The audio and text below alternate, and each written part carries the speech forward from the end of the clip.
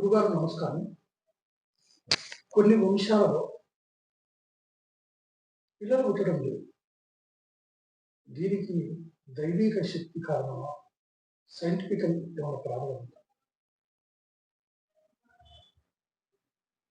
సైంటిఫికల్ reason గురించి మాట్లాడాలి అంటే మేము వైద్య శాస్త్రాన్ని అవపోసన చేసిన వాళ్ళమై ఉండాలి. కాబట్టి మేము దాని గురించి మాట్లాడాం.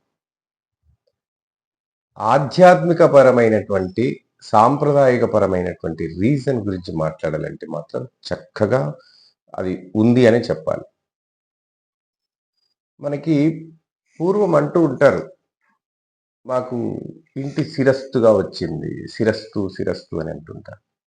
ఒక నోము కానీ, వ్రతం కానీ, దేవతార్చన కానీ.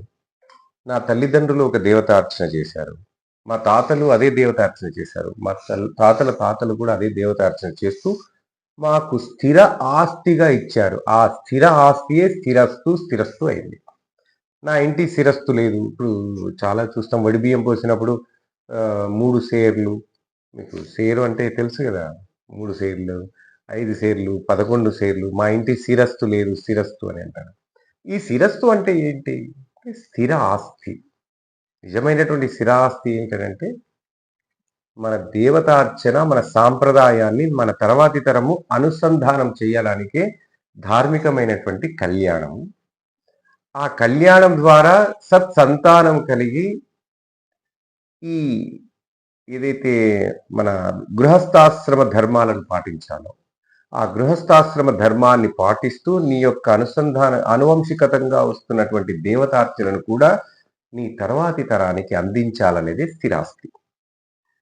ఇది ఇక్కడ బిల్డింగులు, నగలు, తర్వాత వ్యాపారాలు ఇవి కావు స్థిరాస్తి అంటే.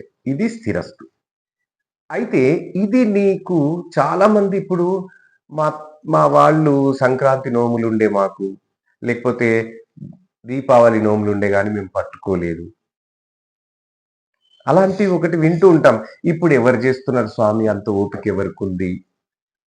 ఎప్పుడైతే నీవు దాన్ని వదిలేసావో ఆ తర్వాత ఒక 10 సంవత్సరాల తర్వాత నీ కొడుకుకు పిల్లలు పుట్టరు. ఎందుకు?